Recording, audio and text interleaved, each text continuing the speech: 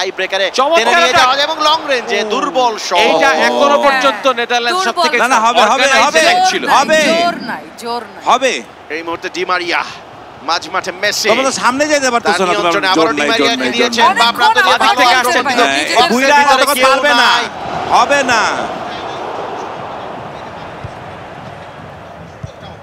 হ্যাঁ, আমরা একটা ক্রস প্রত্যাশা করছিলাম যে ক্রস আসবে, মাঝখানে করে একজন প্লেয়ার একটা হেডার দিবেন, কিন্তু এমন কাউকে পাওয়া যায়নি। এবং এক্সট্রা টাইমের প্রথমার্ধের খেলা শেষ হয়ে গেল। প্রথমার্ধেও সেই রেজাল্টটা কিন্তু একই রকম রয়ে গেল।